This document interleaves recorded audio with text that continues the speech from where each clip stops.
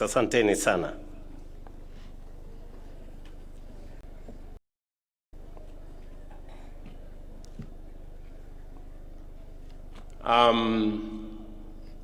Ndugu viongozi mulio hapa, Chancellor wetu, Vice Chancellor, lecturers, the student fraternity, wazazi pamoja na wageni wetu wote, including our very valued sponsors. Good afternoon. Hamjambo. Assalamu alaikum. It gives me great pleasure to join you today for the official commissioning of Phase 2 development of Umma University. This is a proud moment for all of us, as it represents not just the growth of one institution, but the remarkable journey of our nation in expanding access to higher education. I recall with fondness my association with this university before it became what it is today. From its humble beginnings as a college of Sharia and Islamic studies in Thika, for its transformation into a full-fledged university in 2014, where I had again the privilege of opening Phase 1 here in Kajiado. Umma has grown steadily, anchored on clear vision of academic excellence. And I want to say congratulations. Today, with the completion of this 10-story building, an investment of more than 1.4 billion, we see yet another bold step forward.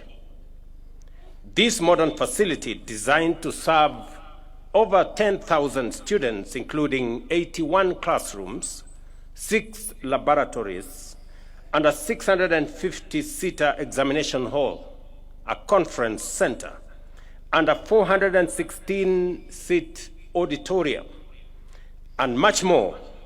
It is a symbol of ambition, resilience, and a deep commitment to nurturing future generations. Ladies and gentlemen, Kenya has made enormous strides in expanding access to higher education. Today, our country boasts 80 chartered universities, 30 of which are privately owned, and one of them being this great Umma University. Nearly 150,000 students are enrolled in private universities, representing about 23% of the entire university population. This underlines the critical role that private universities continue to play in complementing government efforts in education. Over the past 3 years, we have been compelled to undertake bold and far-reaching reforms to safeguard the sustainability of our universities and higher education in general. Not long ago, the subsector was in a serious crisis, with 23 out of the 40 public universities sinking into technical insolvency, threatening not only their stability, but also the future of thousands of students. I have heard you very clearly, Mr. Chancellor, that we owe you some money. And it is because we had a system that I had to take the decision to stop of sending students to private universities when we didn't have the money to pay for them. And we accumulated debts in our public and private universities to the tune of 120 billion. Just imagine. And it sunk many universities. A university in this county, no, in actually Machakos County, was actually closed. Scott Theological College University, sponsored by my church, the church I go to. We had to step in to go and salvage it from closure. Closed for a year.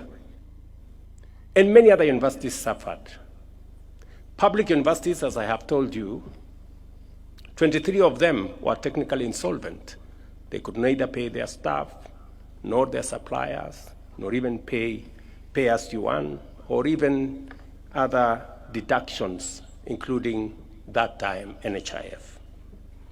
And I apologize to Uma University that we sent students here as Government of Kenya several years ago without having proper arrangements on how they will be trained and educated.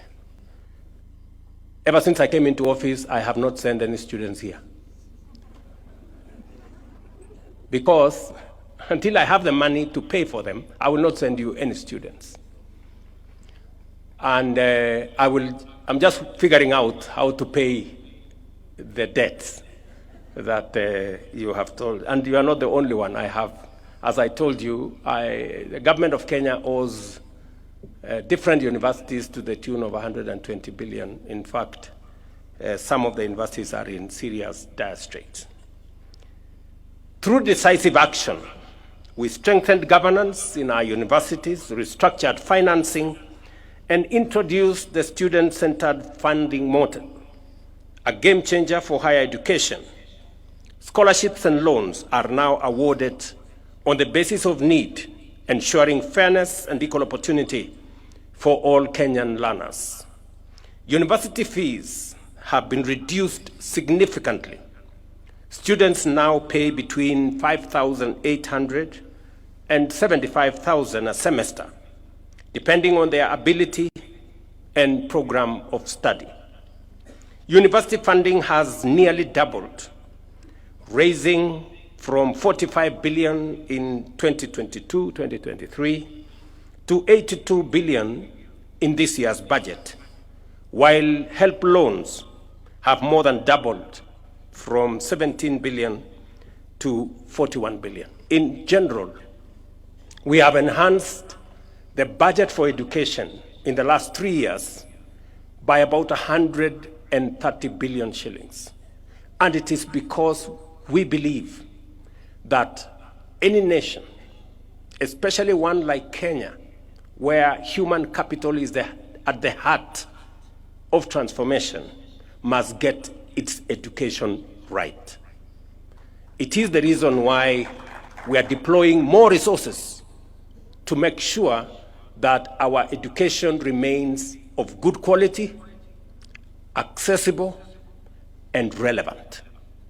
And that is the reason why we've hired more teachers, we've put more money in Higher Education Loans Board, and we have put more money in university funding.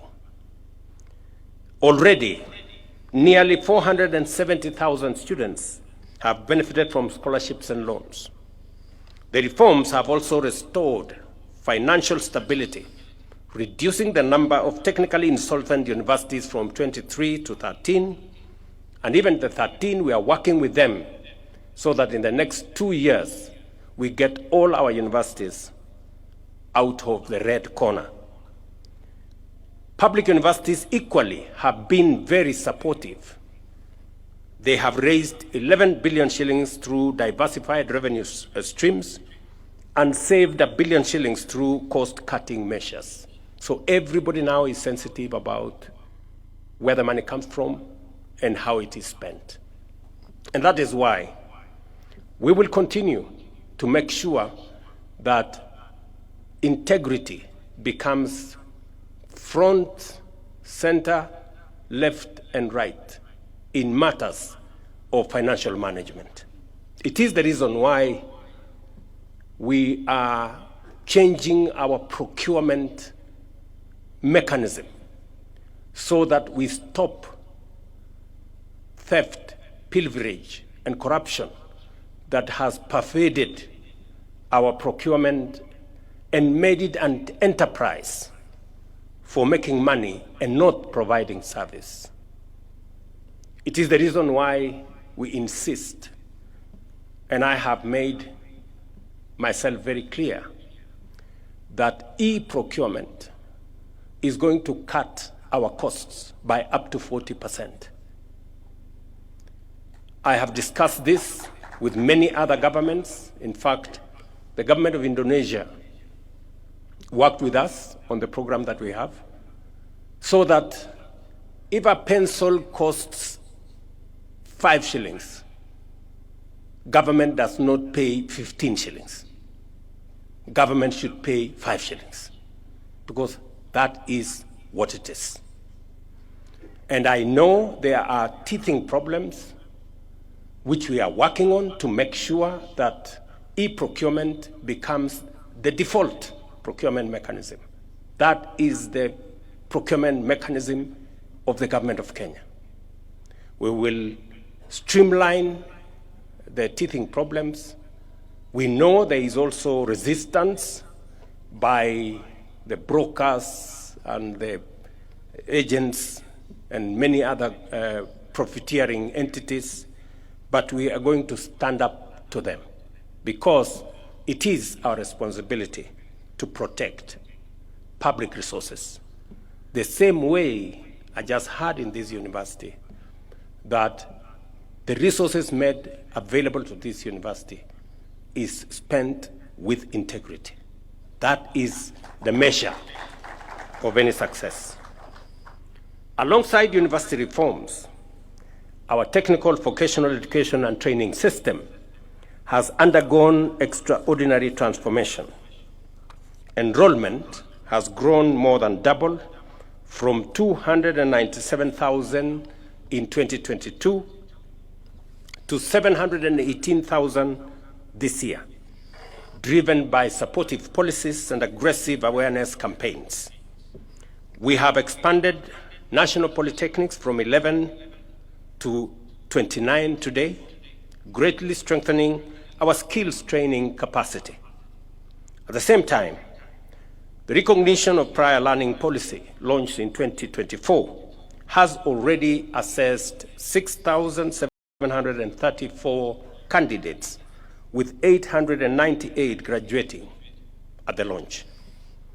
To deliver quality training, we have increased trainer recruitment at our TVETs from 7,000 to 10,000.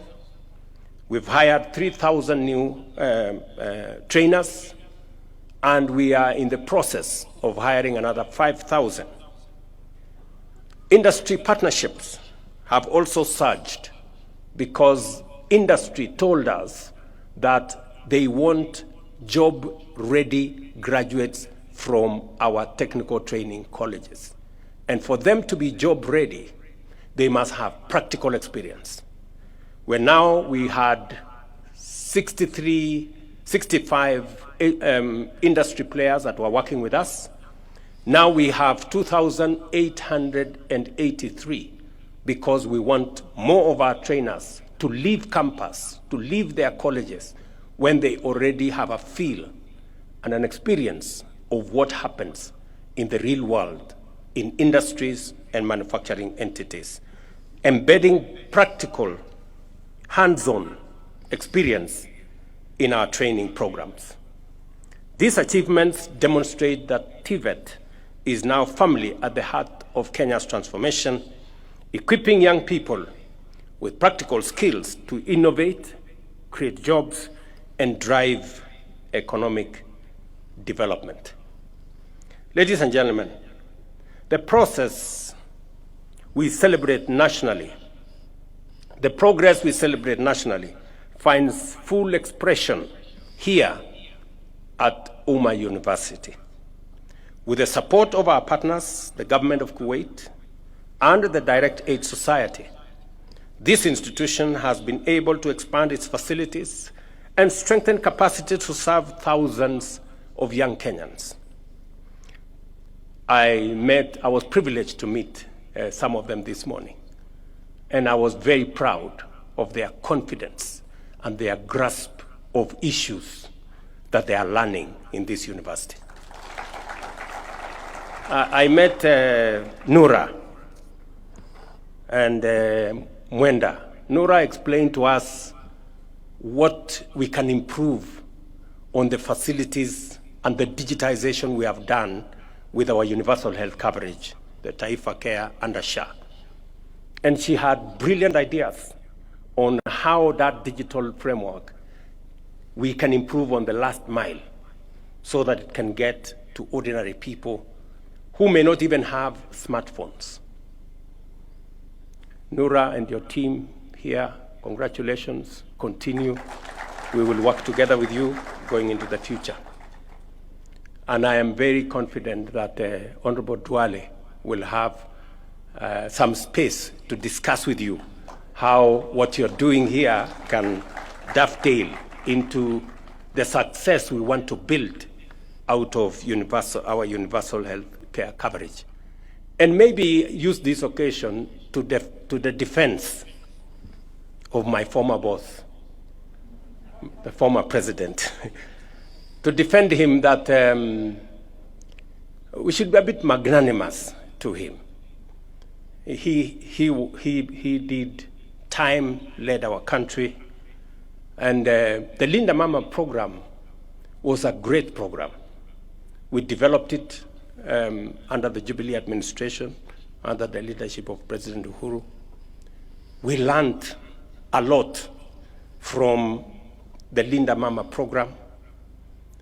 And because of the experiences, because of the lessons learned from the Linda Mama program, we designed the Linda Jamii program, which was an improvement from the Linda Mama program.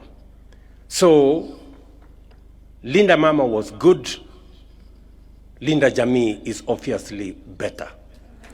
And therefore, it is an improvement from what it was in terms of the scope, from just delivery of mothers, which was the primary target of Linda Mama. We've now improved it to cover prenatal, before the delivery, postnatal, the delivery itself, postnatal, and it's no longer targeting Mama. It is targeting Jamii, Mama plus the children plus the household. The figures have also increased in terms of benefits. Actually, the figures have doubled from 2,000, between 2,000 and 2,500 to now 10,000 to 30,000. So we have enhanced the program, but we must accept that we learned the lessons from Linda Mama. That's why we designed a better Linda Jamii program. And we didn't stop at Linda Jamii. We have progressed it into universal health coverage, where we are now looking after the whole Kenyan community. And that is why the figures Aden Duale was saying, of 7 million beneficiaries to now 26.5 million beneficiaries has become a reality because we are progressing from there. And therefore, Nora was very spot on as she told us about what to do with universal health coverage. I also met some gentleman called Mwenda. I think he was called Mwenda, somebody. And Mwenda explained to me what he thinks about affordable housing.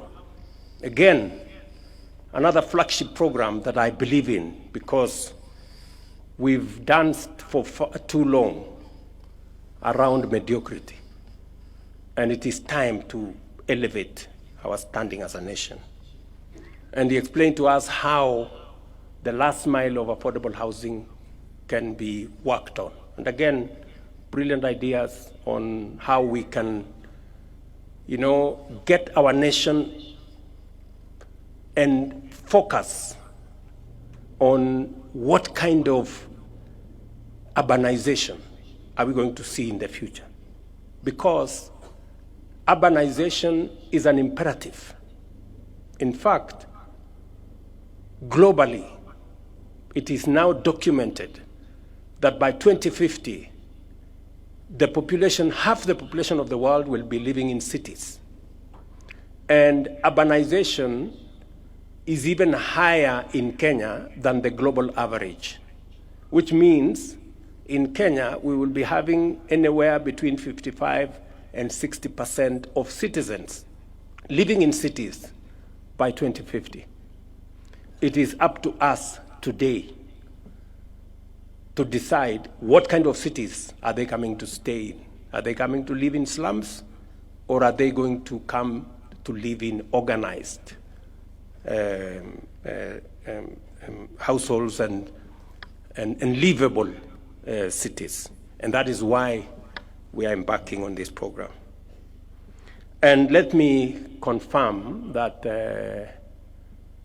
the good people I interacted with in this university, including Zainab. Zainab explained to us a few things about the economy, political issues that affect the economy. And I think she was called Agfa. She told us, I think, Gatra. She explained to us about the economic issues that, affect investment, affect business, from interest rates to exchange rates to the modus of taxation and many other things. And I must say to Uma University, congratulations.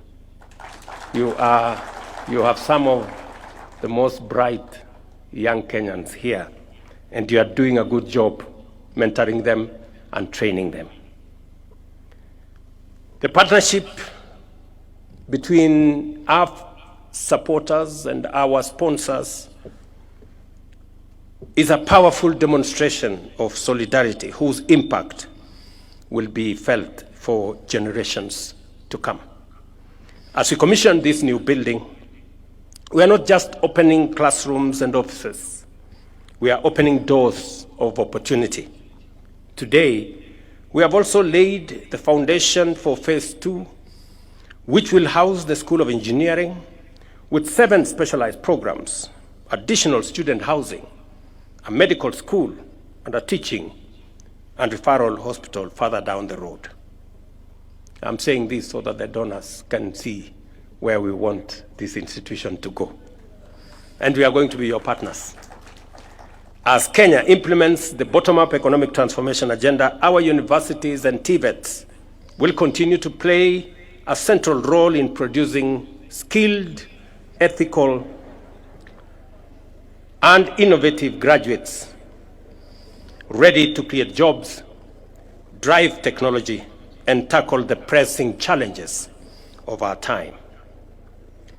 In conclusion, I congratulate the Uma University for this milestone. And before I tell you what kind of support we are going to work on, looking at the transformation of Uma University.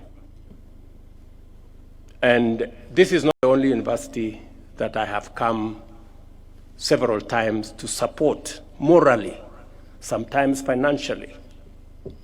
Last year, I went to Scott University, the one I told you that is sponsored by the Africa Inland Church. Last week, I was in Eastern University, sponsored by ABC Church. And today I'm here at Uma University. And I see the passion, I see the restlessness of the young people in Kenya as they look for education, as they look for knowledge, as they look for training. And it is the most perfect expression of what we need and a perfect reminder for us as policymakers and leaders. It is very important that at this point in time, we must have a reflection. In fact, it is an inflection point for us as Kenya. We must ask ourselves questions. Because just across, right here in the border of Kajiado, we have another university that is being built there, Kenya Advanced Institute of Science and Technology University. That university in Konza City here is being built by resources given to us, a soft loan given to us by South Korea. And they've given us a facility of 80 billion Kenya shillings to build the infrastructure, horizontal infrastructure in Konza, including the university in Konza.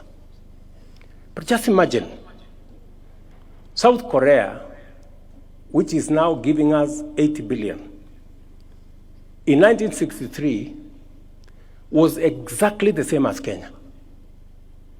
We had the same GDP. In fact, our GDP per capita was 80. The one of South Korea was 79. The same level of education. We had the same agricultural economy. Today, South Korea's economy is 20 times that of Kenya. And they have lent us money to build the university and the infrastructure in Konza. We need to ask us some questions.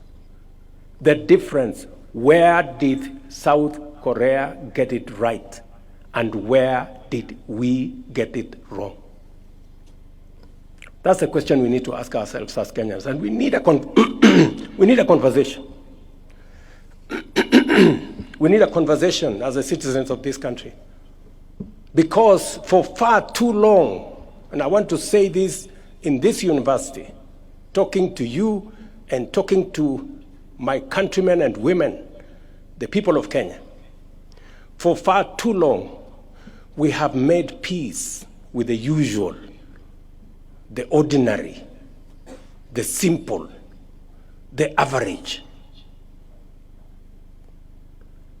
When other people are doing things differently, it is time. Fellow Kenyans, it is time. Fellow citizens, it is time for us to up our game, for us to raise the standard, for us to raise our ambition so that we begin to engage with the transformational, the innovative, and the extraordinary. We have been ordinary for far too long. And I am persuaded, beyond any reasonable doubt, that the restlessness we see in our young people, the passion that I saw in the eyes of Nura and Mwenda here, and Zainab, and all the other students, the urgency is because they are tired of the ordinary and the simple and the average and the usual. They want us to up our game. The difference between South Korea and us is one. It's not about resources, because they had the same resources as we do. It's not about money. They didn't have money the way we didn't have money. It's about leadership. That's the difference, leadership. So it's not about the people of Kenya. It's about us, the leaders, the people who have the opportunity to make decisions for the people of Kenya. What decisions are we making? That is what is important. Many of us want to make peace with little decisions, ordinary, average decisions, politically correct, and things like those. And that is why we cannot account for why others are where they are and we are where we are. So we must continue to push the limits. We've made good progress with our transformation of agriculture, with our transformation in education, with our transformation in health, We've made good progress with our affordable housing and markets and hostels, but that's just the foundation. We need to up our game. That is my belief. And we have what it takes. We have what it takes. This nation has what it takes. We have the human capital. We have the knowledge and ideas and passion. And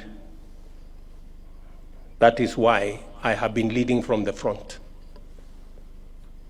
Against all odds, very difficult circumstances, but slowly people are beginning to appreciate that our economy is doing better. Inflation has come down. Our exchange rate has come down. Our dollar reserves have gone up. Our universities are doing better. We have more teachers in classrooms. Our food security is much more stable. We're beginning to get it right, but it is not enough. That is why we need to up our game. We need to be more creative and innovative. We need to do more on transformation so that we can do things in a different way and achieve the extraordinary. As government, we remain steadfast in supporting institutions of higher learning to ensure every young Kenyan has the chance to achieve their full potential. And I wish you well as the student fraternity and the entire Umma University as you pursue not the ordinary, not the simple, not the usual, not the average, as you pursue excellence. Thank you very much, and God bless you.